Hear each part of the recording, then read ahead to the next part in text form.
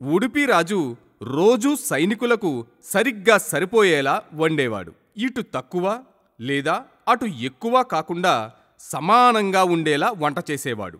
ఉడిపి రాజు దీన్ని చాలా చక్కగా నిర్వహించేవాడు. ఆశ్చర్యమైన విషయం ఏమిటంటే ప్రతిరోజు సైనికులందరికీ సరిగ్గా సరిపోతుంది మరియు ఆహారం వృధా కావటం లేదు.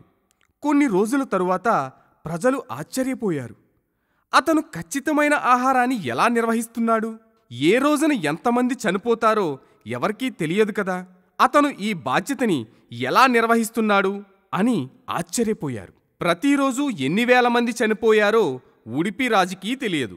కానీ ప్రతిరోజు అతను మిగతా సైన్యాలకు అవసరమైన ఆహారాన్ని ఖచ్చితంగా వండించేవాడు. కానీ ప్రతిరోజు అతను మిగతా సైన్యాలకు అవసరమైన ఆహారాన్ని ఖచ్చితంగా వండుతున్నాడు. మీరు దీన్ని ఎలా నిర్వహిస్తున్నారు అని ఒకరోజు పాండవులు అతనిని అడిగినప్పుడు ఉడిపి రాజు, ప్రతిరోజు నేను కృష్ణుడి గుడారానికి వెళ్తాను. కృష్ణుడు రాత్రిపూట ఉడికించిన శనగలను తినడానికి ఇష్టపడతారు. కాబట్టి నేను వాటిని ఒక గిన్నెలో ఉంచి ఆయనకి అందిస్తాను.